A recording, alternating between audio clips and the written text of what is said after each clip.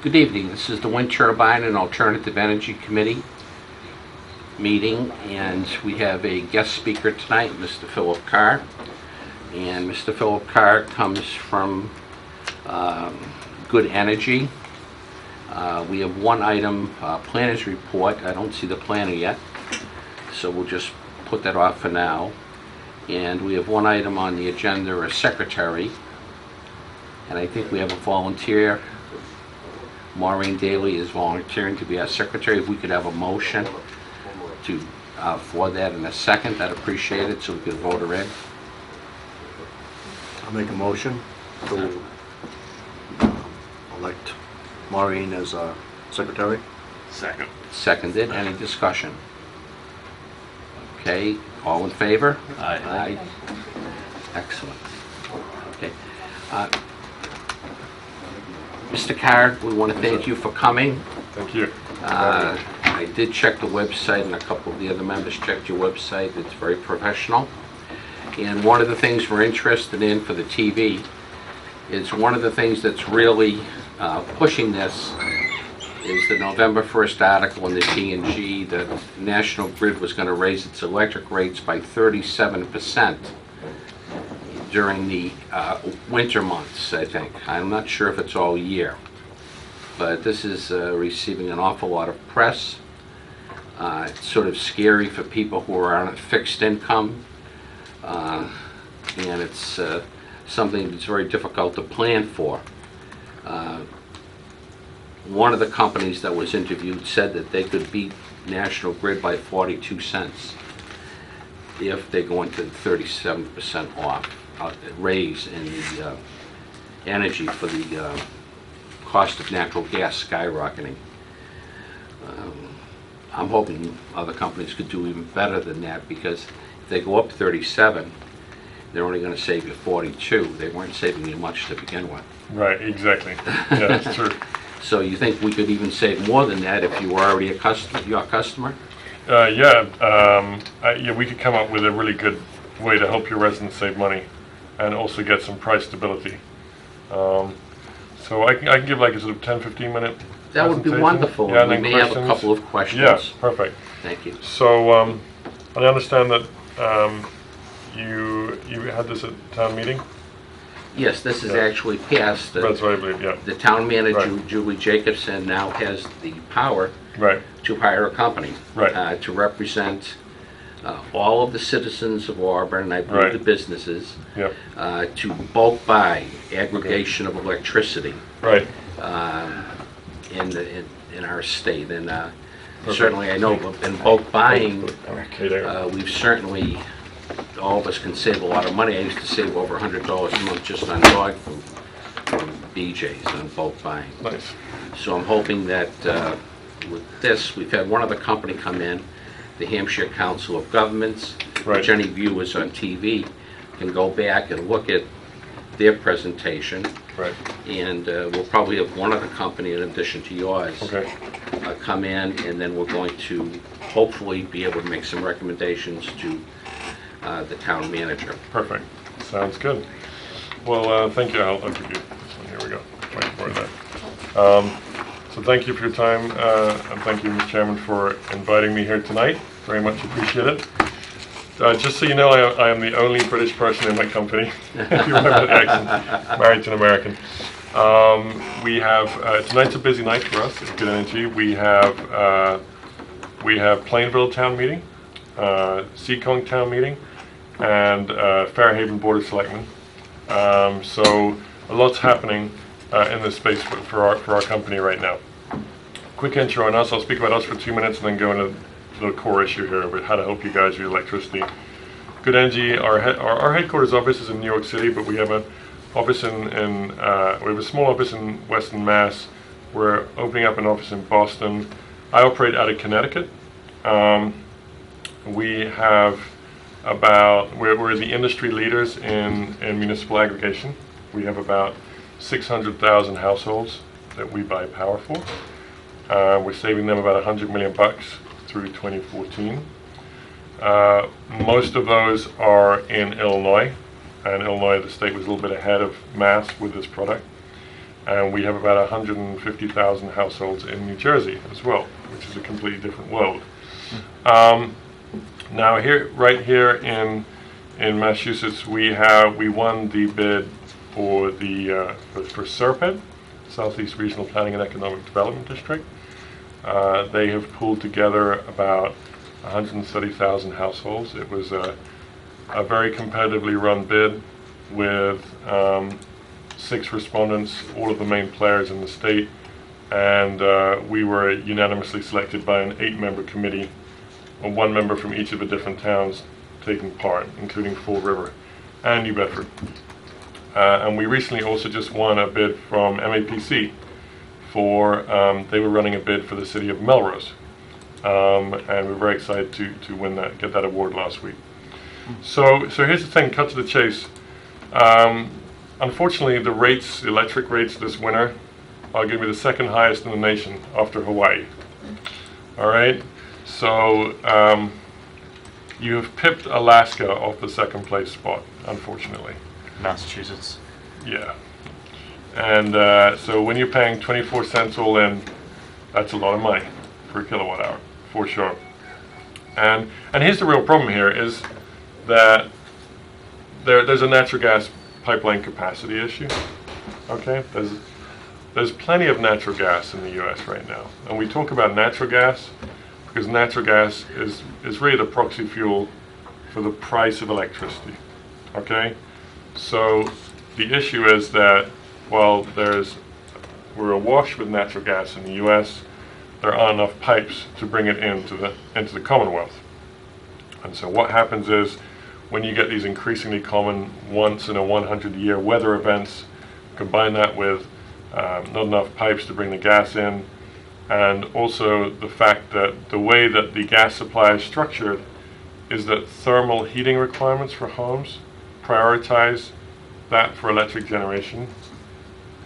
When those generators go out into the market to buy power that they don't have, they are the last people at the back of the line, and they get the highest prices. And it's the nature of the way that the power being fed through to you by National Grid is purchased through a state-regulated method of purchasing. Here's the real problem. The way the state is feeding through that power to you through National Grid and other towns through NSTAR is they purchase every 6 months, regardless of market conditions. That's a problem. Okay, would you hire a consultant who would purchase regardless of market conditions? I mean, you're just not going to do that. They have to do it. It's not their fault per se, because their responsibility is to make sure the lights go on when you flick, right? They don't do anything wrong. It's just it's not optimal. That's the real issue. So this is where this product comes in. That this is really an ideal solution to the problem of extremely volatile electric prices. Now I got a handout here. I'm not going to go through the whole thing. There's particularly one image on page 3 there, not numbered, needless to say, but the 3rd page in. And what you can see is the winter rates, for the last 3 years. And rather than comparing, summer to winter, I thought, an apples to apples comparison of winter to winter to winter would be more accurate. And you can see that thing shooting up from your 7 to your 10 to your, your 16. Okay? I do not expect that to be 20 next year, but quite frankly, 16 is high enough. All right? In a worst case scenario, it could technically be higher than that. It all depends, quite frankly, on what happens with the weather this year. So this is where municipal aggregation comes in. So you're locked into a purchasing situation whereby you're paying back companies that have been purchasing power at the worst time.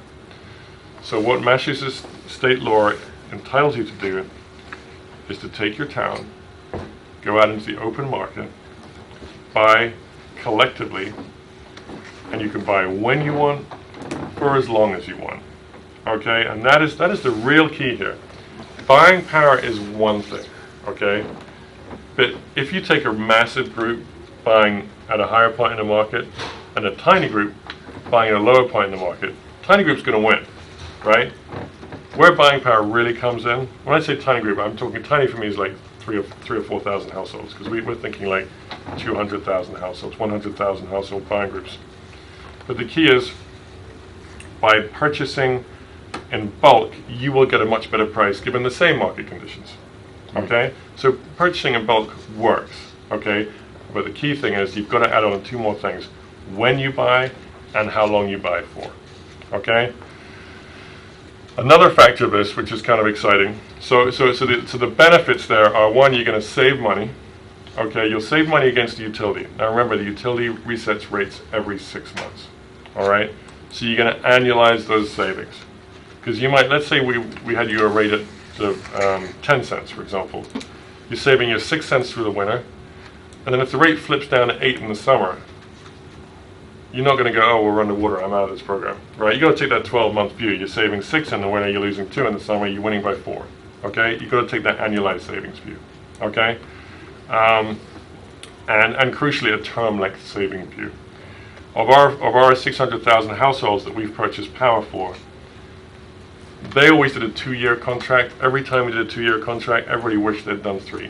They would have made so much more money on a savings perspective. Longer term contracts work, and particularly in this market, because right now the pipelines, and I'm sure you saw those protests up in Fitchburg. I don't know if you read about them. Oh yeah. They're kicking up a stink right now, and we were up in Lowell at the end of last week, and up there's a lot of resistance. Okay, so Kinder Morgan clearly is put the cat among the pigeons, for want of a better word. So it's supposed to be complete in 2018, that pipeline, and we're talking about the pipeline because when that extra natural gas comes in, that will bring enough supply so that you won't have these spikes in power in the winter months in particular, so that you won't be purchasing at these crazy highs. So let's just accept you're going to have crazy volatile electric prices until 2019, because even if the pipe gets laid 2018, still not flowing power till 2018, they're still going to buy that power, and it's going to be passed on to you, and it's only passed on to you 6 months after. All right. So anyway, so how do you do this, and what other benefits are there? Well, the other benefits of this program, like here are the sticker points. One, you get a fixed contract that's not going to change for 2 to 3 years. That's nice. It's nice to be able to budget. So when it comes to wintertime, you don't have your other half beating you up over the fact that you were watching too much telly. You can point to her and go, actually, it was the electric company. It wasn't my fault, right? 2, you're going to get the best contract terms. You can leave these programs whenever you want for no fee. Okay? So you're never locked into something. Third thing is, you can get renewable energy for the entire town. And that's a kind of we do whatever you want. There are towns we work with who do not want renewable energy. There are towns that do. Now, state mandates 9% is included anyway at the moment. That will go up to 10% next year. We just signed an exclusive arrangement with a company called the Mass Energy Consumers Alliance. You might have heard of it. They are the trusted brand in sourcing local Massachusetts renewable energy. They're the leaders in that field. And we've been working very closely with them to be able to present to our clients, we have an exclusive arrangement with them, renewable energy, which is blended down to, because these are like the premium renewable energy, stuff that will actually stimulate new growth in renewable energy in Massachusetts. And we'll be able to include that in the program for a relatively small adder. And that's something we're pioneering right now. So the way this program works is you've had your town meeting, so you've got that done. You have, quite frankly, the first thing you need to do is you need to have your consultant start advising your residents on how to deal with this massive offers. Who has received an offer about their electric bill in the last 2 weeks? Yeah, 2, 3, 2. Okay, so and they're all coming if you haven't had them. All right. because this is like the feeding season for them. You know, I mean, everybody in the country is going, whoom. And the way these companies work is quite simple. For the record, we have never mailed your residents. We have mailed your selectmen and women. Okay, we've never mailed your residents, and because our goal is to win municipalities at the leadership level, not to win individual residents. And what's happening right now is that these companies are out to get as many of your residents as possible. Some of these offers are reputable. Some of them are completely unreputable. Okay, and the ones that are unreputable, and here's what you need to look out for. Please read the small print at the bottom with a magnifying glass. All right, it might be on the back page. It's there somewhere. They have to put it in there. That small print's going to tell you if that fixed rate is really a fixed rate for more than a month. I got an offer through the mail in Connecticut. It's like, oh yeah, guaranteed fixed rate. 12-month deal. Yeah, it was a guaranteed fixed rate for 30 days. All right, and then it just was stacked full of margin, and it just went up through the roof. And if you weren't careful, they're going to be making a ton of money off every household. Another thing, watch for early termination fees. There are companies out there that have termination fees at $350. That's vacation money, okay? So these are the sort of things, the first thing you need to be doing right now is getting some advice and word out on how to manage this. Because if you've got a program on the way, and it's always the senior citizens who get targeted, if you've got a program on the way, these people may end up being locked into rates for a year or 2 years, and they wouldn't be able to get into the program without paying horrible termination fees. All right. At the same time, if there are reputable offers that cover you for 6 months, because this program will take at least 6 months to get off the ground, one wants to be advising them on what are the offers that can help you for 6 months before the town's program kicks in. So first thing I would say is defend the town. All right. Secondly is submit your plan. Okay. So we will work closely with you to come up with a plan that fits your goals. Okay. Those goals principally are pretty much, it will be in line with most of the other towns. The real optionality you have is about renewable energy. Do you want to have that renewable energy in the mix or not? And you don't really have to make a final decision until we put this out to bid. Once the plans have been submitted and approved, and that's we aim to bring that down to about a 4-month process, we will run a highly competitive bid. And we will run a bid with 5 of the largest power companies in the country. These are all Fortune 500 companies, and we have very good relationships with all these companies. We sit on your side of the table, okay? So we get paid volumetrically, right, by the winning supplier. So our fee is 1/10 of a penny per kilowatt hour, okay? And it's the same for all of our clients in the state. All right, doesn't change. So if the passage of money is resident pays their bill, that bill, the money is collected by National Grid. National Grid keeps the money for delivery. You want that to happen because you're still their client. They are still going to they're going to fix the lines if the power goes out. From a householder perspective, this is a seamless process. You're not going to get a bill from Good Energy. Your householder is only going to know about Good Energy if they watch this presentation, right?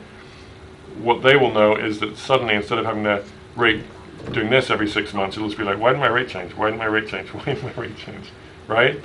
So National Grid keeps the money for delivery and passes on the money for supply to the winning supplier, and the winning supplier pays us off the back end. So have no doubt, whatever the fee is, comes out of the ratepayers' pockets. All right? So regardless of whether, because some consultants will say, oh, there's no fee. It's like, no, there's a fee. Okay, it's in the rate. Okay, so that's one thing to be clear about. Now the next thing is we run this highly competitive bid, and on the day of the bid you can choose how long you go for. We'll give you some advice. We recommend a 3-year term because the price is good, but you can go 2 years, you can go 3 years, you can go 100% renewable, you can go just renewable portfolio standard. You can do whatever you want. Also, it just so happens that we have, coincidentally, about 100,000 National Grid households that will be going out to bid in sort of April next year. So if you come with us, we can put you in with that group, okay? I mean, Fall River is 100% National Grid. They're 40,000 before you even start. Okay, so we will have between 90 and 100,000. That's the only assumption there is that Fall River's already approved theirs, they're through, but there's a couple of town meetings waiting to see what the outcome is. But you could go with a very large buying group. And then another thing that we Good Energy take very seriously is marketing. You really want to have your public outreach needs to be solid, okay?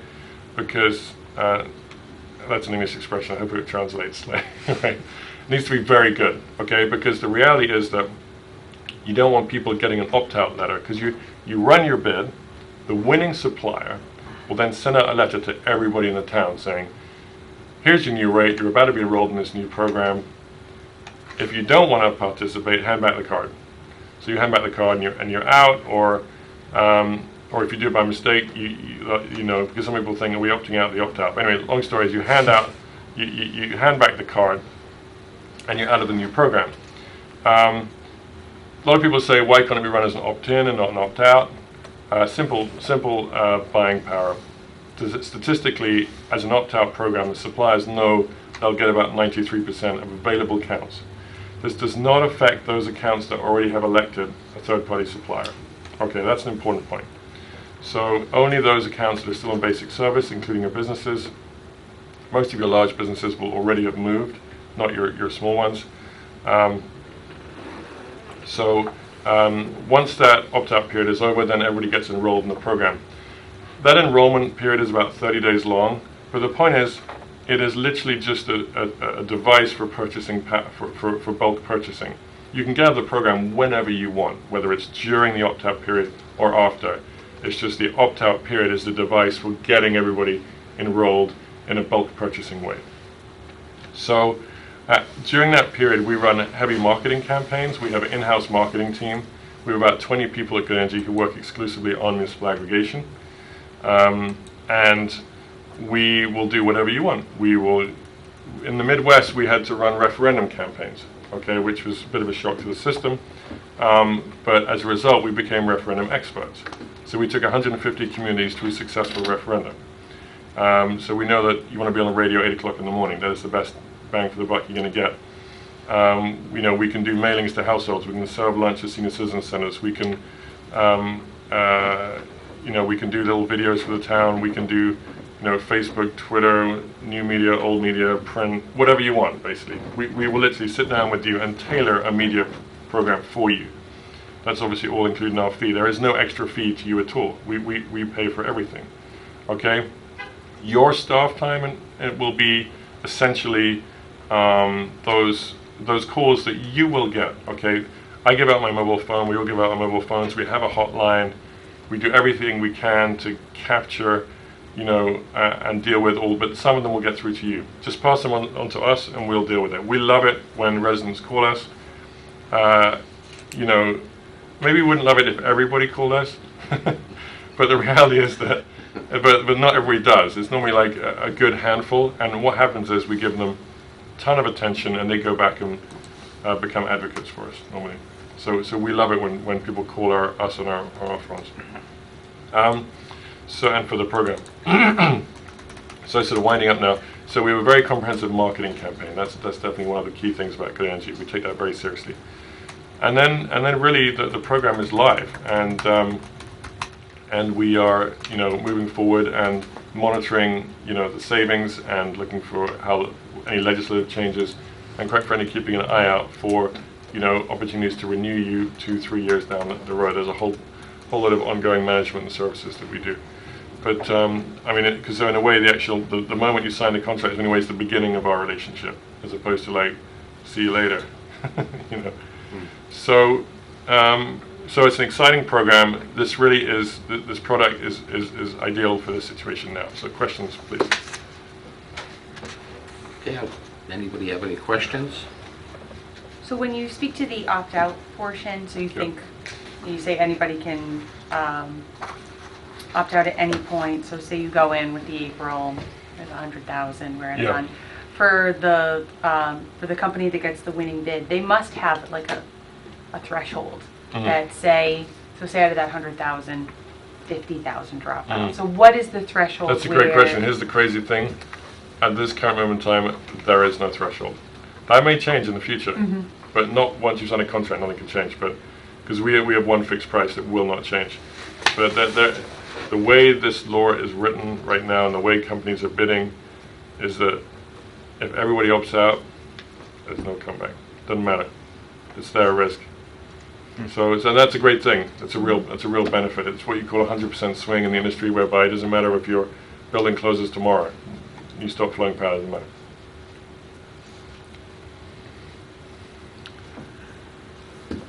You mentioned something about if they're already in a program. Yeah. So we have many programs, like a solar program. Right. Does that apply to that, or?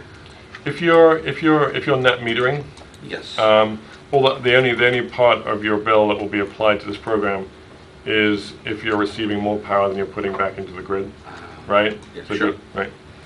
So Because that's some people may not generate enough power. Yeah, They use the power exactly. they're using. so anything that net sort of power that is taken from the utility will just be charged at that rate. Yeah. Now, you said you can opt out at any time. That means 10 days later, Yeah, and whatever you 30 want. days later, Yeah. 120 days later. Whenever you want. Yep, In absolutely. that 2 or 3 year period, whatever the length of the contract is. Absolutely right. And the key thing is if you do deliberately opt out, you can't come back in. Now, the people who opt out by Oh. mistake, yeah, because otherwise you get people For going, 2 years or yeah, 3 year yeah, term. you can't play the game like, oh, I don't like that rate, I'm in, I'm out, I'm out. And also because another thing what it does is because the problem with that is it would make the rate more expensive for everybody if people were allowed to do that, because it increases the risk for the supplier, right? So you know, and often the people who do that are the ones who generally go for the gift card that generally ends up with massive termination fees, and you know, if anything, it saves them from making some really bad decisions along the way. Yeah. Now, from the past, you already have clients in Massachusetts. Can you give us an example of how a household of 4, or an average household, usually I get every Yeah. month a statement saying I'm a bad boy or I'm a good boy with my electricity, and I Right. stand in this many, Yeah. this many out of 100 people in my neighborhood. Right. And do you have an average community Usage? home usage? Yeah, and usage. What you would be saving as compared to national Sure, grid? sure. Okay, I think your average usage here is probably, I mean, this is a wild guess, like probably 300 kilowatt hours annually. I mean, probably, maybe slightly, yeah, about that. You know, here's the thing, I always try to be super conservative, you know, it's just a smart way to be, right? So I'd say $100 a year annualized, all right. But here's the reality. I'm going to say conservative $100 a year. That's my conservative thing. I would expect it to be $150 a year annually, and I wouldn't be surprised if it's above 200 in at least one of those 3 years. All right. So expectations 100. I expect 350. Could be more in some years. And here's the thing. And the key thing is that is on a clearly it's after tax money, and you know that's on a you know annualized basis. And one of the reasons I asked that is in the same article from the Telegram and Yeah. Gazette, you have one of the company that does aggregation or bulk buying of electricity. Yeah. At Major's price, the average customer mentioned above would pay about $70 a month, or 42% less than if he or she bought power from National Grid. Yeah. That's what this rise that they're talking about. So $42 a month obviously comes to a lot more money than you're talking about. Yeah, I mean, And you're talking about $400, $500. Yeah. I mean, here's the thing: if you were, like, if you were at a 10-cent rate right now Yes, for 6 months sure. in this period, you know, if you did the arithmetic on that, you know, you'd probably save yourself like $35 a month for 6 months. Right, it's close to $200 in this period. You know, once again, and that's why I say you take down this thing. So you must say maybe you save, you know, just over $200 over the next 6 months, and then maybe it resets at 9 in the summer and you lose 30, left with 170 plus. I mean, anybody's talking about. I would never, you know, anybody who starts talking those kinds of numbers, yeah, for one-off situations. it can happen. Like this may be a one-off situation where it goes up to 16 or 10. But like I said, we aim to be conservative. What I can guarantee you is we will get you the best rate of all of our competitors, for sure. So whatever everybody else is saying they can get you, we have a track record of getting the lowest rates. So in Illinois, we got the lowest rate in the state, period. Okay? I don't want to make you guys weep, but 3.9 cents for generation. That would make me cry. All right? But it's just the nature of the market down there. It's coal-based, and you know, everything's just a lot lower, and we hit it right at the right time in the market. We're real experts at purchasing. We manage billions of dollars of energy spent. Okay? So I'm not too worried about anybody who's saying that, because regardless of whatever they're doing, what they're claiming, I know that we have a track record of getting the lowest rates in the market. We run by far the most competitive bids. We actually bring competition into state to bid on this stuff, because companies buy companies to get 100,000 households. The way to think about Massachusetts is a state in time from the point of view that right now only about 20 to 25% of your customers have migrated off national grid. In 5 years' time, everybody's going to be off national grid. So in this unique timing, these large power companies are hungry to scoop up all these residential business. They know that this doesn't happen every 5 minutes. So when we run this bid, it's like, ladies and gentlemen, there's the steak. You're the hungry dogs. Go bid, okay? So I can guarantee you that with 100,000 households, we will get the best rate in the market. Now, how much those savings are, I'm going to be very conservative with, because that's just the way I am personally. Okay? I'm telling you right now, it will be the best rate you can get. Right? As far as we're concerned for a 3-year term. And the only cost is that 1/10 of a cent per Yeah, kilowatt. that's it, exactly. And that covers everything, exactly. There are no other service fees Nothing. or anything that will sneak in after 6 months? Absolutely not. Everything's covered, and it's actually written to the contract, so you can see our fee right there. It's actually in the contract you sign, you'll see, okay, here's the fee for good energy, got it, 001. Will you do a comparison after 6 months or a year? Yes, definitely. With what national, Yes. and pass it on to Yes. all the residents as to what they would have paid for Yep. National Grid Yes, as sir. compared to what you are charging. Correct, absolutely right, with the winning supplier gets. Yes, we will give you definitely an annual, every year we'll give you that annualized savings, for sure. Yep. And what about all the other little charges for taxes and everything? Is that the same with No. every supplier? Yeah, there's no change. From that perspective, you're not going to get a change. Is that, I'm just listening to how President Obama is going to take care of the internet by adding a 15-cent fee onto everyone's Already telephone onto bill. each megahertz cent again. Yeah. So they can, yeah. people can somehow tax us Yeah. with a fee. Yeah, exactly. And here's the thing about this is I always say what this product is all about is about self-determination. Okay, right now you have no say in your electric bill. Okay, the state, aka government, is essentially purchasing the power which is being fed through the lines, or at least organizing the purchasing of the power that's being fed through the lines. This is about you going out into the market, using market forces, hiring a consultant who's an expert in their field to get the best rate with the best contract terms for your resident. And when this program's working properly, every single householder in this town essentially has their own energy consultant, because they can call us on their mobile phones whenever they want about anything to do with electricity. And that's the way this works. National Grid offers a lot of different programs. Right. 0% earnest loans. None of that changes. None of that. That all stays. None of You don't lose any of that? No, absolutely no. Customers could still do like the Massive. well, I'm thinking of budget plan. Yeah, budget plans, yes. All That that still stuff stays in stays. place? Yep. The only change is the number on the bill. That's interesting. Yeah. And some people will, a lot of people just won't realize. I remember driving into Peoria, Illinois, home of Caterpillar, right? And it was when our programs were live, and the taxi, I was speaking to the taxi driver, and it's like, I said, "Have you looked at your electric bill recently?" He's like, yeah. It's gone down and it's stayed down. And he's like, "I'm not telling anybody." that was the whole thing. It was like, yeah, exactly. It's like this is my bill. I'm not, So that's why our goal is actually for that in no time, so people know why they're doing better. But you do get, it's going to happen. You can't reach everybody, and you know, for those, a lot of people will just be like, don't understand why the rate didn't change, but you know, that's fine with me. So when you speak to that customer service line, just historically, what type of challenges do you usually hear? From Yeah, the most residents? most things is just is often it's with municipalities it can be borderline issues with other towns.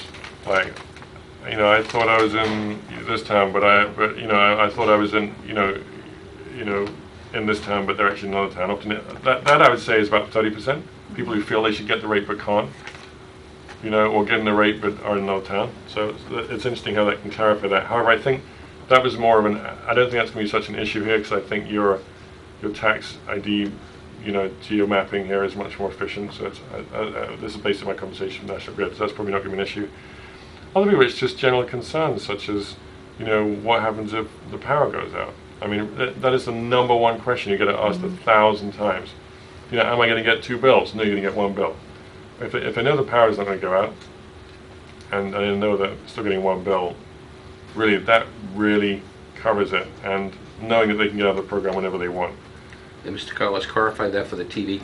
If your power goes out, it's still Yes. National Grid's Yes, sir. issue. Absolutely. And National you Grid still will have fix that emergency number. That's right. This would not affect it at all. Correct. That is correct. Okay, I'd like just to make Very sure that important that's point. crystal clear. Yeah, very important point.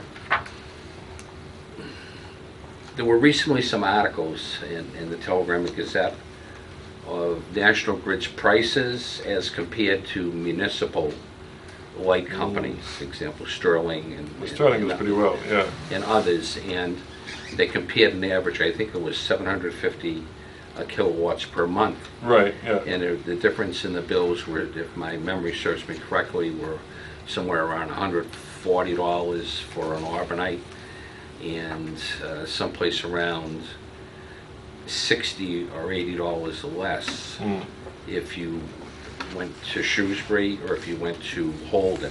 Right, right. Which I constantly get a needle from my brother on that issue because he pays the lower bill. All right, yeah. Now, Yeah, well, this is just... how do you compare with them? Well, here's the thing, and I tried to, I was speaking to the director of the Sterling Municipal plant just at an energy conference in Worcester just a couple of weeks ago. Yeah, that's the article I'm talking about. And yeah, and Sterling, and actually it's really, really interesting because they, you know, they have this, it's a case in point about why this is a good product. Because the point is they can buy when they want, for as long as they want, right? And as a result, they have a strategy. At the moment, your residents are subject to an arbitrary strategy. So, you know, if we had the latitude to come up with like 10-year and 15-year plans, give us a shot. You know what I mean? It's kind of like, you know, but you know, which is what they have. That is a real. They have immense latitude to craft. You know, they can really take long-term views. They can identify low points in the market. You know, if I could have bought long, you know, in 2011, when the natural gas market was just at the bottom of the bottom, you know, wow, and I could look then for 10 years, and you knew it was the bottom. There was no question like it's going to go lower. It's hit the bottom, you know. You know, and that's the thing with this product. You can do that. You can look at the market. So, you know, will we beat them? You know, I'd have to check exactly what the rates are in all of them. But it speaks to the fact that this is a nice halfway house between this and actually having your own lighting plan. This point is you get the optionality of how you purchase, and that is a good thing. So we don't really have an answer for that. Well, whether it would be better or worse, Yes, yeah. I mean, I'd have to check the rates. you have to check the rates. Yeah. Because the amount that they're talking about is considerably Yeah. more Right. than what you're mentioning, and I know you're being very conservative. All right. Yeah. Do you offer My colleagues say I'm too conservative, but that's okay.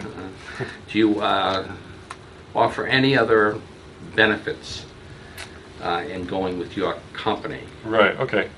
So, I mean, just to list it really is, you know, I mean, crucially the in-house market. I mean, I'll just summarize what I see our benefits as. So, you know, definitely the industry leader in this space. We sort of pioneered it. We have an exclusive arrangement with a local Massachusetts renewable energy provider and the most trusted brand in sourcing renewable energy within the state.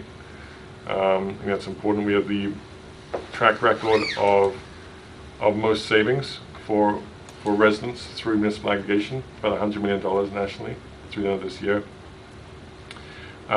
We really know how to deal with the press. That's a very important point. Radio, TV, print. We have a track record of getting the lowest rates with the best contract terms. We have a deep bench. So, for example, we have 4 events tonight, and we're covering it. And if I needed more people, I could have brought more people in. That's important, So I have a pool of at least another 6 salespeople that I can draw on.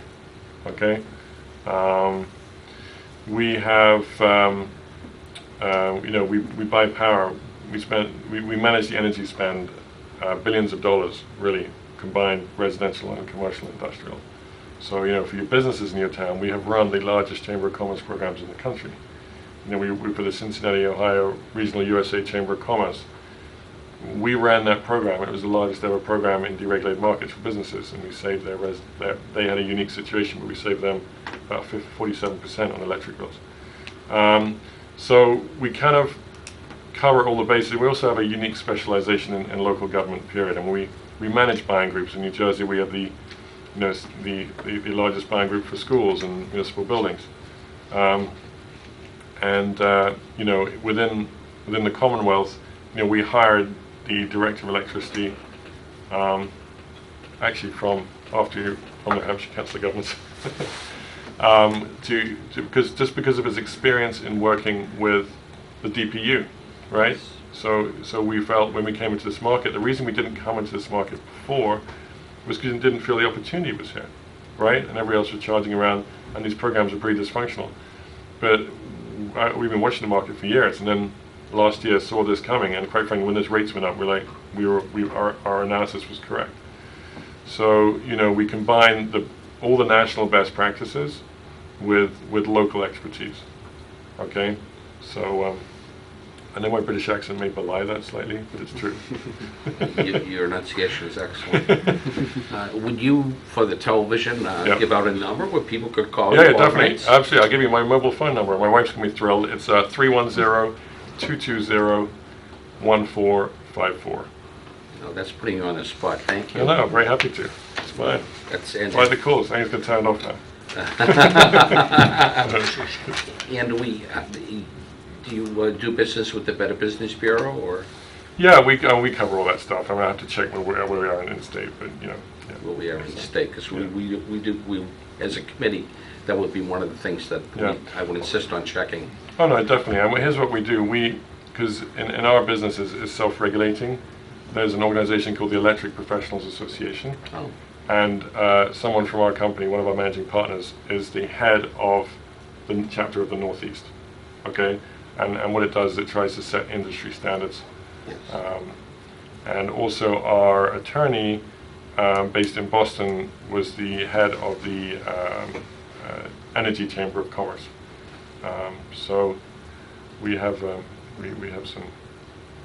credentials there. Cape Wind is going to be coming online in a couple of years. There were estimates that could raise some cost to individual electricity rates as high as 35 cents a kilowatt at one time. Because it's very expensive to build wind turbines on the ocean. Yep. In contrast to on land, it's much cheaper. Right. Would that have any effect on you? Are you required to? No, we're not. The great thing is we're entirely focused on getting the best rate for yourselves. So Cape Wind will have no impact on the way we purchase in any meaningful way. And in fact, if we want to use renewable energy and feed that through a municipal aggregation program, one of the great things about it, if you want to opt to do some renewable energy now, like local renewable energy, you have to buy 100% product or like a slightly diluted product. If the whole town does it, you can basically take something that might have been 2 to 3 cents per kilowatt hour and reduce that to 0.2 of a penny per kilowatt hour. Make it basically 10% of what it might have been, but it's still meaningful because you're doing it as a whole town, okay? And it's true additionality, because you were literally, as opposed to situations whereby, you know, if you buy, you know, a wreck down from Texas, where the windmill might not have been built, would have probably been built either way. You know, when you're dealing with local renewable energy, you know, these projects will only be built through this kind of funding. So the point is, it's meaningful. So it's a slightly long-winded answer to your question. We've had one of the selectmen came in, Steve Simonia, Right. came in and did a presentation on the possible use of solar collecting farm on the old town dump. If somehow the town of Auburn were to come up with renewable energy, would you help in selling those green credits to other towns Yeah. if we had more than we have? Because I think we're approaching 90% now.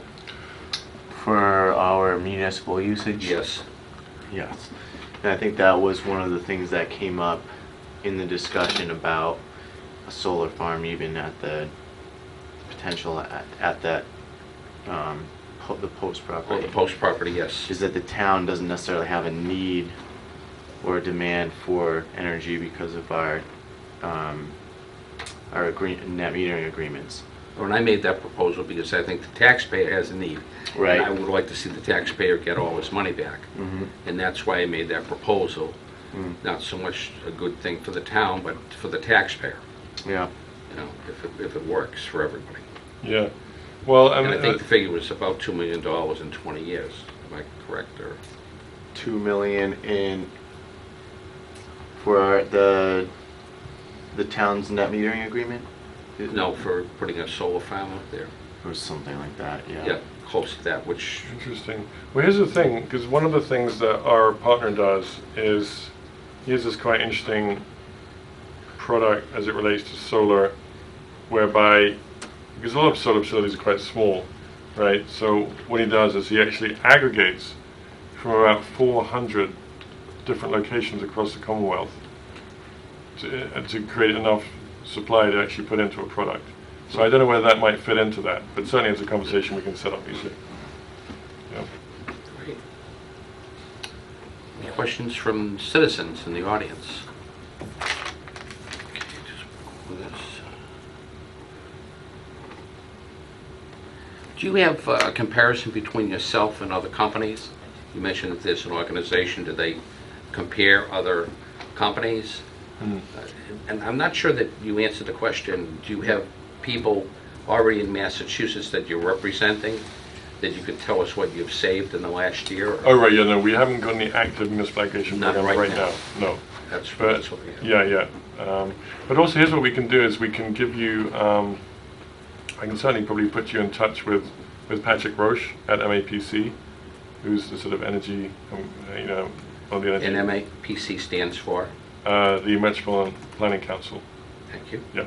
I only said it because, No, sorry, yes. I know, It's okay. too many abbreviations. Yeah. And also could bring in touch with Ross Perry at the Southeast Regional Planning Economic Development District, who could speak to the selection criteria by why they chose us and why we ended up winning their bids. Is a bit of a reference for sure. Yeah. well, I want to thank you for taking our questions. Yeah. Does anyone else have any other questions? And good, we're right on time too. Perfect. We'll give you a promise to try to get down to That's very kind of Plainfield you, yeah. safely. Yeah. I don't know how you're gonna go, but I would think maybe 146 Yeah. to 95 might be better. That's a good option. I'll be doing that. But, you know, 495 is, the Mass Turnpike is only a couple of miles from Yeah, here. and hard, right. Yeah, and then you got 495. Right. Yeah. Sound like good options. Well, thank you very much for your time. I really appreciate it. Thank you, sir. If you dial 511, they'll tell you where the traffic jams are. Oh, that's good. That's good too. Also, my Google Maps has a little thing on that as well. Yeah, Yeah. thank you so much Thank for you very coming. much. Appreciate it. Appreciate it. We may keep Thank you. these? Yeah, please do. Yeah, and any questions, give me a call. I'll hand out some. I think my contact information's in the back, but let me get some cards. Oh, thank you so much. Page. There we go. Great. feel like I'm giving out cards here. Thank you so much. There we go. Thank you. Great- Perfect. Thank you great very much for your time. presentation. I appreciate it. Thank you very much. And, Now, you don't have any stocks in National Grid going to England on the stock market, do you? That's what that joke you were telling about earlier was Right. about, wasn't it? Interesting. yeah. Thank you so much. Thank you very much. If we could go back to the planner's report. Thanks a lot. Thank you. Thank you. Thanks. Not too much to report on the planning end. We are waiting while SED processes paperwork or whatever it is they need to process to move forward with the business plan.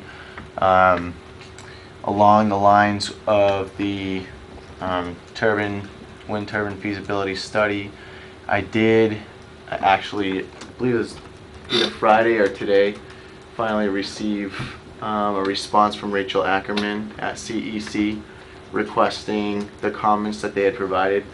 What she told me, and I know this is specifically your request, Rick, she told me that SED had provided 2 draft versions of the feasibility study. The first, the CEC provided comments, which they addressed, but not completely, and then they provided a second round of comments. So what I have to email to people is actually those drafts in PDF form, and then what they did was provide yellow kind of like comment markers. So you have to actually open the PDF, and then you can click on the comments on the inside if you're interested. And Rick, if I could get your email, I can include you. I'll give it to you. Okay, that'd be great. So we're still at a standstill with the wind turbine feasibility study. Money-wise, have they released the money? They haven't They haven't? processed that. Okay. Yeah, so It's $15,000? it's 15,000. That's right. That's the tail end of the contract there, of the grant.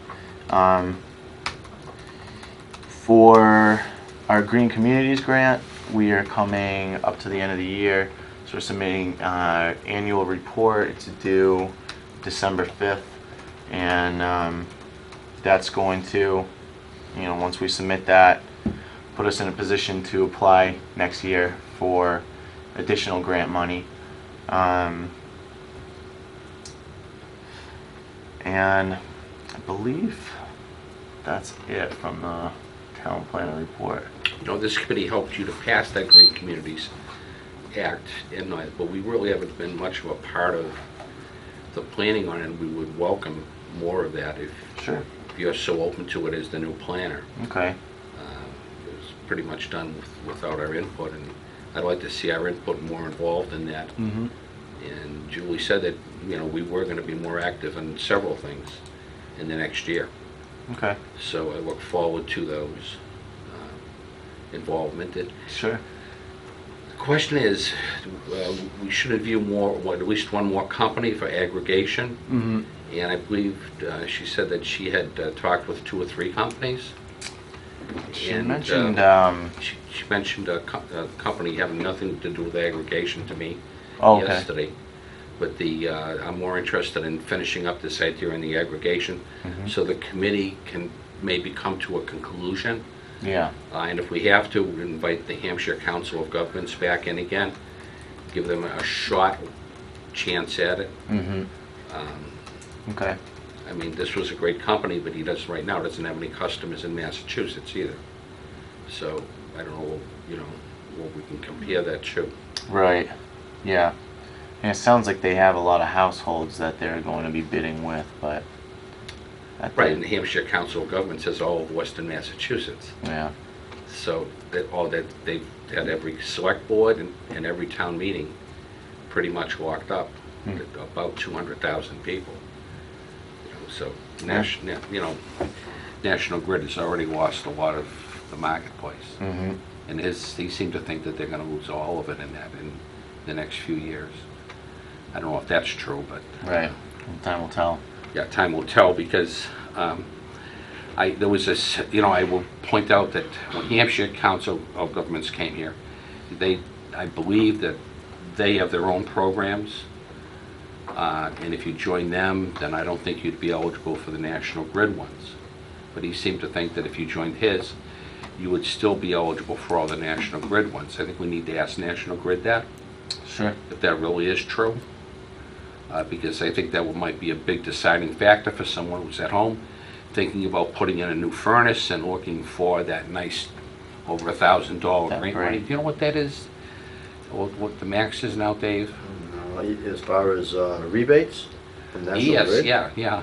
Usually happens right around They come April. and go, I don't know Yeah, what they yeah. are now. When I did it I know. 3 years ago, it was, I want to say it was like 1,500. And then it was, then they nice. allowed you to do the financing, which was 0% for 7 years for that. And It's you had get to be. all insulation, and so it's a great program, and then you get the tax deduction for it too. So I think that would be important for people to know. I think so. Well, I just got a rebate for air conditioning this summer, but now I went to buy a pellet stove and there aren't any rebates. So I don't know, they come and go. Yeah. Yeah. Do you know offhand what Hampshire County's rate is? Do you know offhand? Right now, I don't. They've had to go through hoops, all kinds of hoops, with the state, and they're actually going to represent each town separately, which is different from what he's talking about. But they're still pooling them when they bid. So when they go out to bid, they're going to say to the same companies, we have 200,000 homes that are, that we are representing, or whatever their number is. I mean, if you look at a map of Western Mass, it's pretty much most of Western Massachusetts from Spencer west. And they were going to get Spencer one time. I don't know if they did get Spencer. I know they have the Brookfields. And it was the Brookfield that I went to, and that I happened to run into it in the office was the head of the Board of Selectmen. And he told me that, he says, we gave National Grid a chance to match their prices, and they said we can't.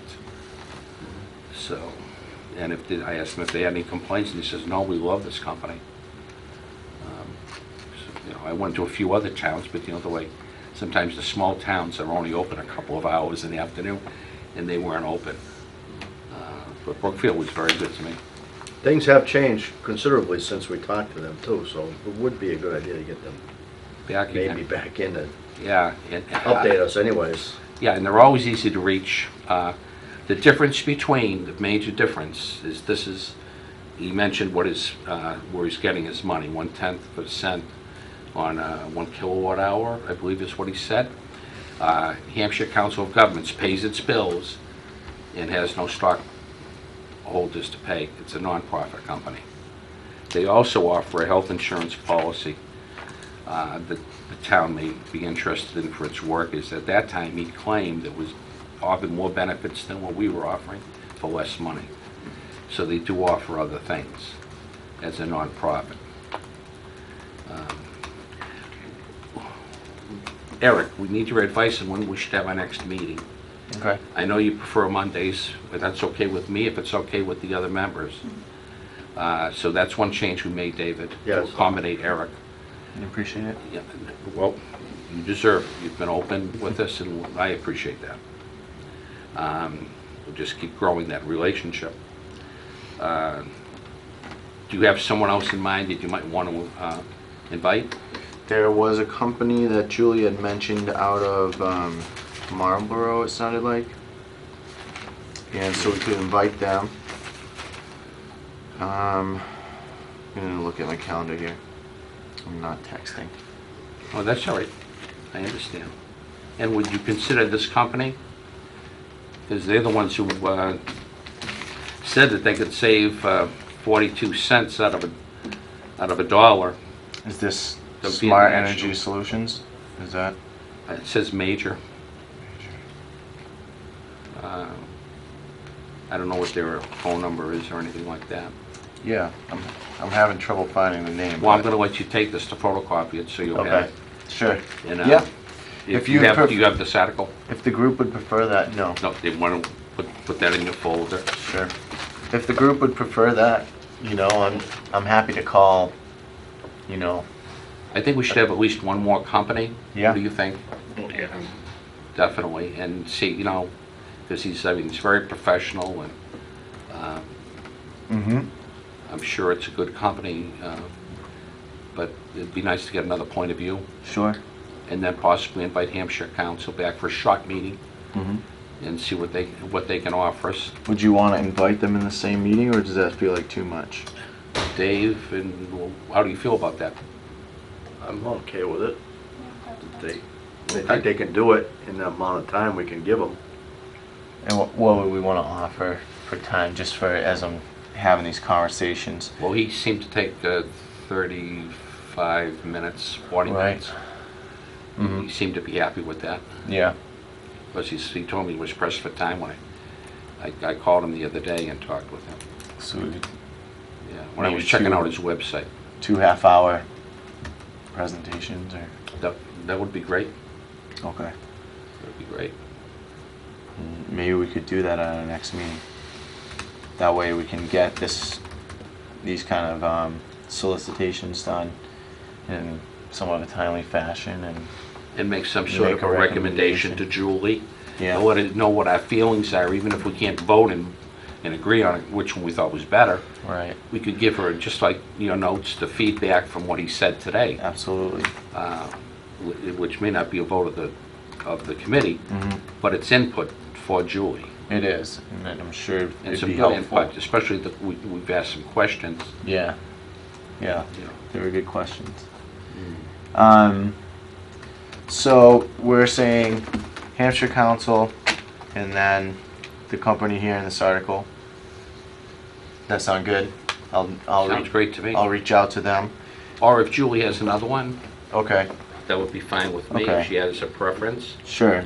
I'll check with Julie first, and I'll mention that the board, you know, mention this company and see what she thinks. Well, the only reason I'm doing it is because they put it in print that they could save 42 cents on a dollar. Yeah, That sounds good to me.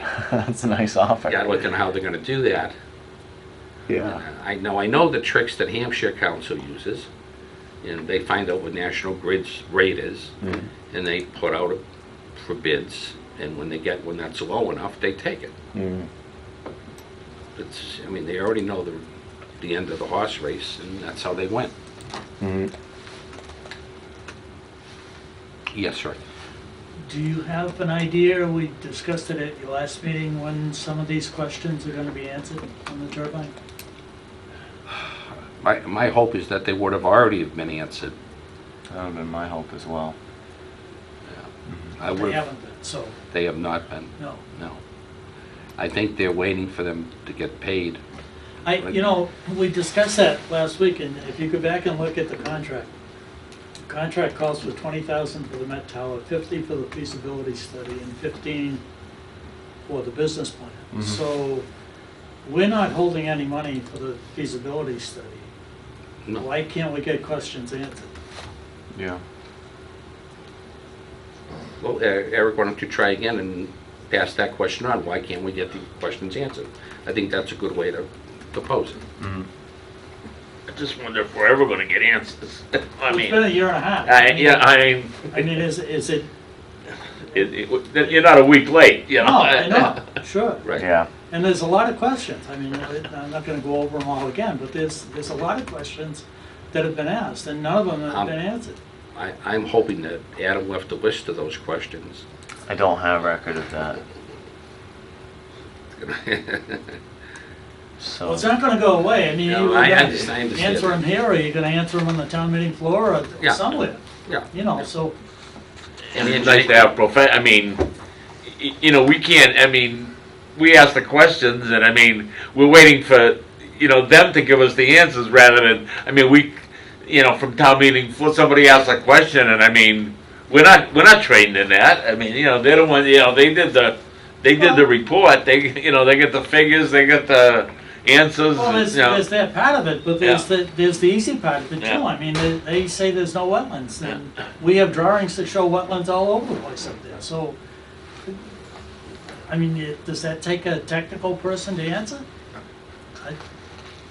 On wetlands? Yeah, On what a wetland is and where they are?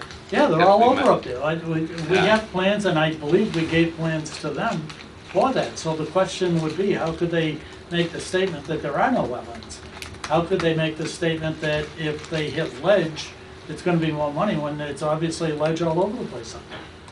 I mean, how do you run an overhead line through the woods for this thing instead of underground? Well, they're doing it obviously because there's so many wetlands, but they don't address that. These are all questions that have been asked now for a year and a half, so So we'll ask them again. We'll be persistent. I'm sorry to ask for clarification, but I'm not familiar with, what you're referring to, I guess. So the plans that we submitted to, I've been in here, I think, 4 or 5 meetings and have over 100 pages of information and questions that I see wrong with that feasibility study. Not the technical part of it, mhm, but the rest of it. And those questions have been put on the table, mhm, and they've been given in writing to this committee, and the chairman has asked Adam, Who was writing them all down, all the questions down in supposedly. front of us. Well, I think he was. I wouldn't doubt that he was. sure, The point is, we held up a year and a half ago this report and said it's the answer to everything. right, There's a lot of questions about it. I've asked them, and I've asked them again. And there has been no response. And last week, or the last meeting, we were talking that there was no response because we hadn't paid them money. Well, that's not the case. So these What's responses going we're on? waiting for from SED or from the town? I've asked them of this committee, so Okay. I guess We it's up to referred you it guys first to to say- SED. Yeah. Yeah, a lot of these had to do with, I mean, Yeah, almost plans. every other town that has put these turbines in has had problems with it, and I'd like to see what their response is to that. What's happened in Fairhaven, what's happened in Falmouth, what's happened in Kingston, in Situate. And I think somebody should be saying, geez, we looked at that.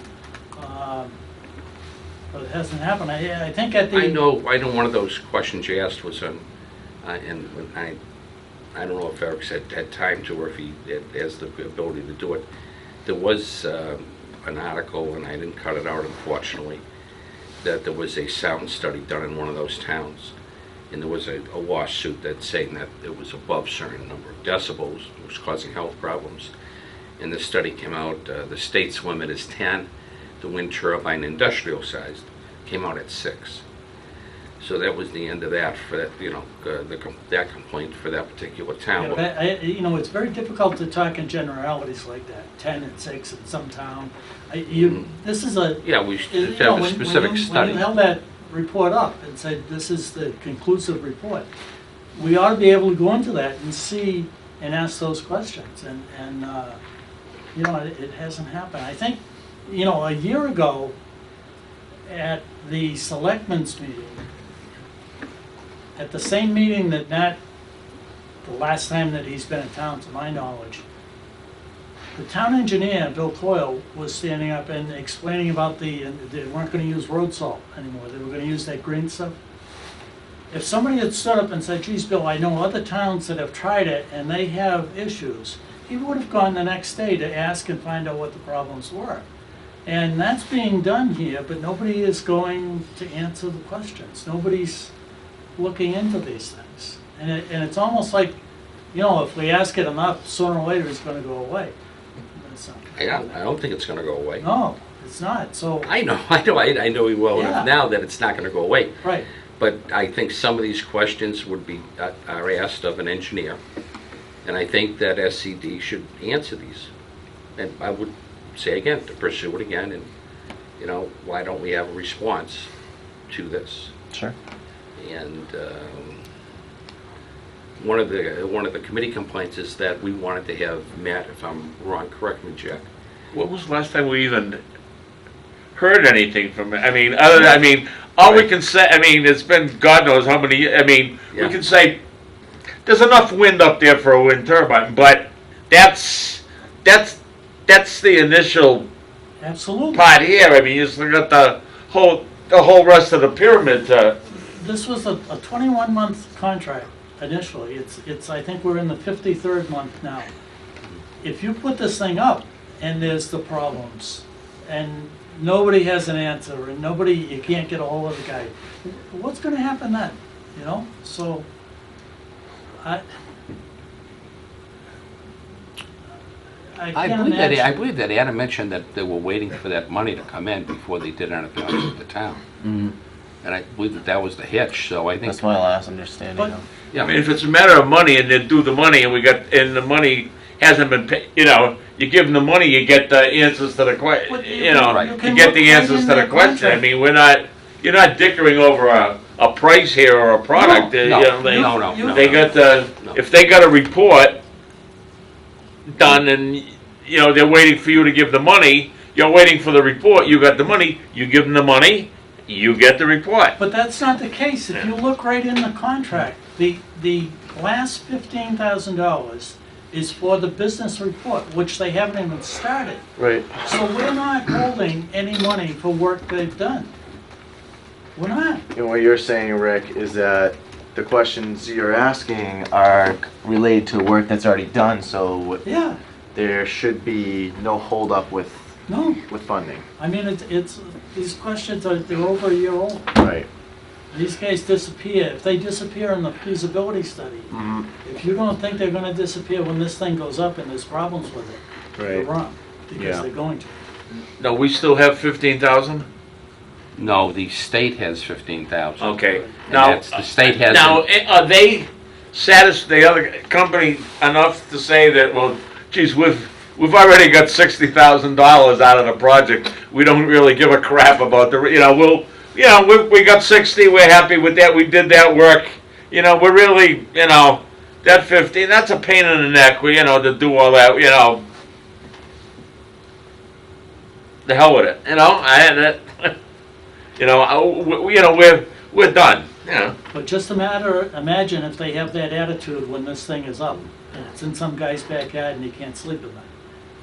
Imagine, and Matt's nowhere to be found, so. Well, one of the things I we did- asked for is that the sound study, right? The sound study with the state. I believe that was partially approved. For this turbine. Yeah. I mean, if you're waiting for this long, for a part for your car from the Did- dealer, you're not gonna go back, There isn't a file in there that Adam left to bring you up to date on all of this? This is, all the stuff that I have is right here. It's a draft wind turbine study, and looks like a letter from SED to you, Bob. I don't have much from Adam. He apparently kept things in his head and didn't really keep much by way of files, so. His head's not here today, though. That's not here.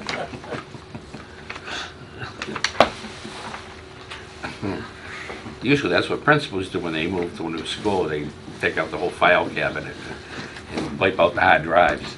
But, no, I think that there should be someone in that office that knows something about the study with the state. They put in for a grant, and I believe it was approved, to Oh, do a sound study. this is an additional study. Yes. Yes, that was approved. Okay. Yeah.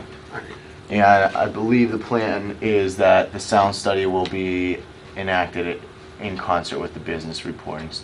So they'll be doing the balloon tests and these All other those testings. together. So that will be, it was an additional money. I'm sorry, That's Wasn't right, maybe quite I up to wasn't speed clear with enough. what- Okay. Yep. And that's my understanding. So the sound study has not been performed yet. That will be, But it's already been, but it has been approved it's been approved by the state. by the state. And that's to try to protect the residents, again, what Rick was alluding to. And as far as, making noises and keeping people up. Right. Yeah, okay.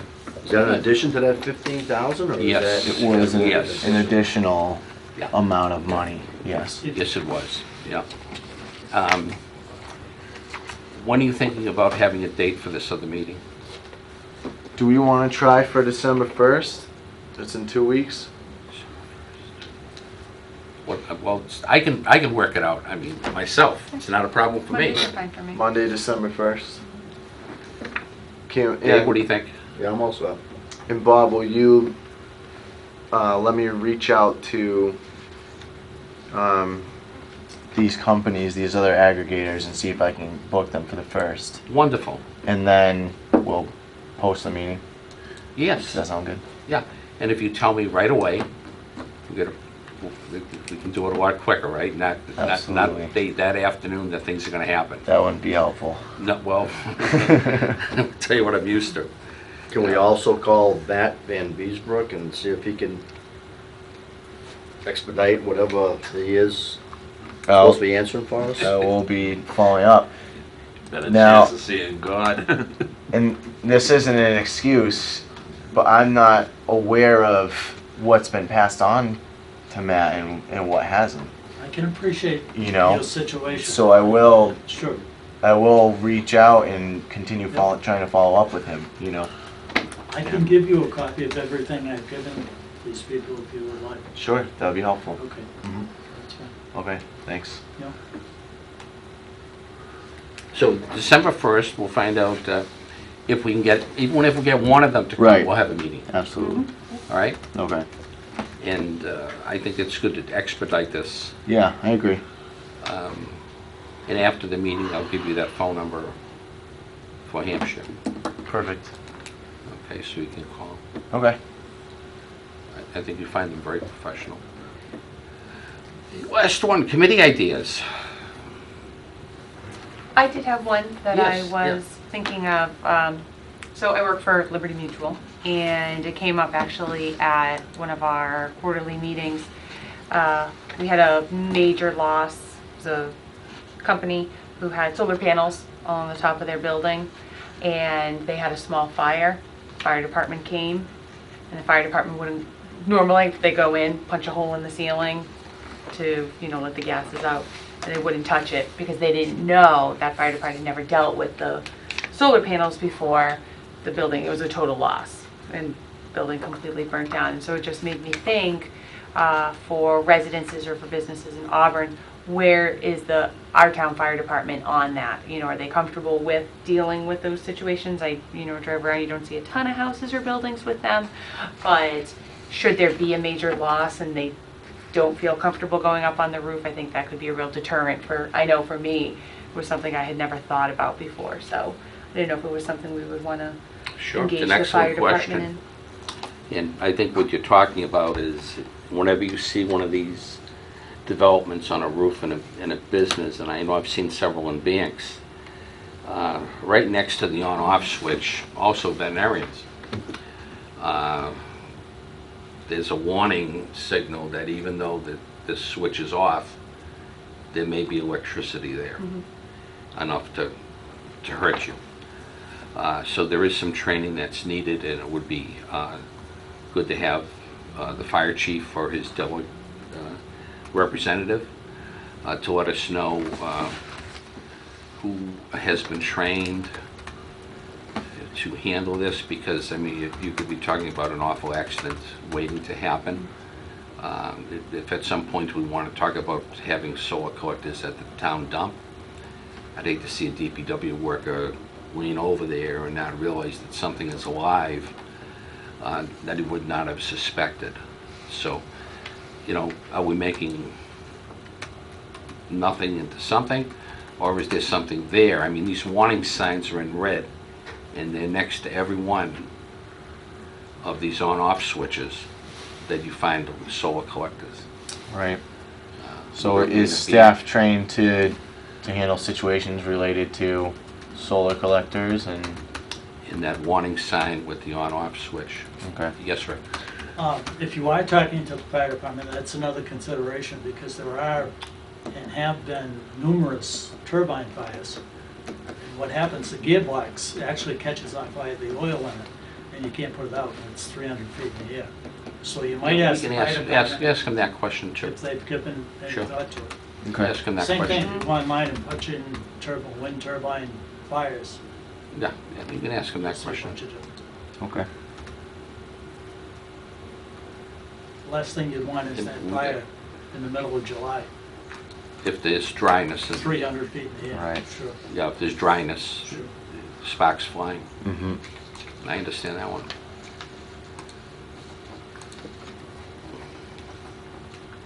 Then we have a height limit of buildings in town, Mm-hmm. so I don't know what height the apparatus in town will reach. Or the water, something that would put it out. I don't know how high we can go. Right. So there's two good questions to invite them to the committee. Just make sure they know all those details so they don't feel like they're blindsided in any way. Mm-hmm.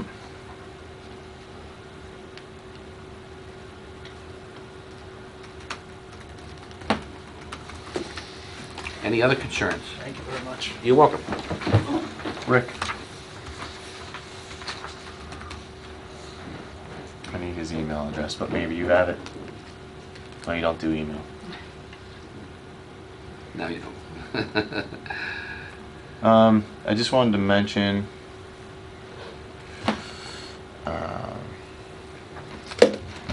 there is a company, Blue Wave. They are building a solar farm in Oxford. It's right on the town line, southeast part of town, on the old Mason pig farm. Oh, really? What they do is community solar, where I guess this company, that's their model of offhanding the electricity created on their locations, and they will sell to individuals. So he mentioned that that's an opportunity for residents in Auburn, if the committee wanted to speak with them about, they call their model community solar. He'd be willing to come in. Do they have a track record? That I am not really familiar with. He's been working in the state. He has other projects in the state, but I'm not sure what the details are on those They projects. have a track record. Yeah. I did make a copy of this. It's a stakeholder meeting for their project that they're doing in Oxford. Copies for the whole committee? I do. Great. And they sent this to me just because, I asked them to keep me informed on the project since it's on the border of our town. Sure. He came in to speak with me to see if there was any permitting or liability issues with Auburn, because they were going to be accessing the farm from a road here in town, but it just sort of sparked a conversation. Sure. So I'm just letting you know about that. Maybe this is a presentation that, Excuse me. you or other committee members would want to hear, and perhaps, something would spark some interest for the committee to have them come. I don't have any problems with that. But I'd like to focus in on what we're doing On here, aggregation. and if we can get the answers to Rick's questions. Yeah.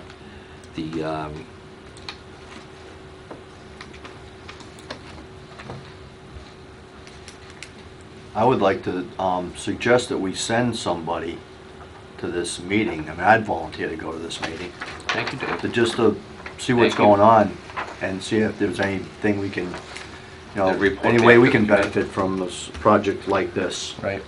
Great. I'll volunteer to go to that. Sure. Thank you, I appreciate Thanks. that. I'll make a report the next meeting, Great. which will be Will you just give me a call and make sure that that's going to happen, and I I'll will. put it on the agenda?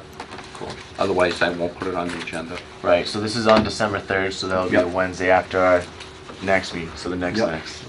And then probably, I don't know, but the rest of December is tough, isn't it? I would think. We don't usually have them in December, though it doesn't interfere with your lives, it doesn't interfere with mine, because I can be completely flexible Right. on meetings. And I'm here on Mondays at this time, so, Well, we tried to help you out, Eric. yeah, it's great. Made the move. Any other comments from any other members or concerns? Thank you for that one, Maureen. I think it's a good question and something that the residents in town may not have thought about, or may have thought about and didn't know where to go get an answer. Right. Let the fire department give us a good one. Plus, we want the town employees to be protected. That's another issue. And it's not just the fire department, it's anyone going onto the property. Could be code enforcement if they don't know that they're not electricians, you know, like Dave is. So, Well, I am one of the inspectors, and the National Electrical Code covers safety pretty well. And they do have shutdowns. They have total shutdowns for the fire department. But again, it's good for them to be aware of it too, to make sure that they are aware of it. I'm sure that we got a good fire department there. They're pretty well trained, but the homeowners themselves probably are less aware of the safety features of these, you know, systems than the fire department are. and we don't want a handyman who they hired, Right. right? And there are a lot of shutdowns to these things. There are a lot of Yeah, shutdowns. there is. There's a lot to them. Wow. Well, I want to thank all of you for coming tonight, and I think we got a lot accomplished in the time period. And I look forward to our next meeting. We'll get another aggregation company, or what we call bulk buying of electricity. And thank you very much, and that'll end our, do I have a motion to adjourn? Motion to adjourn? Second, then. All in favor? Aye. Thank you.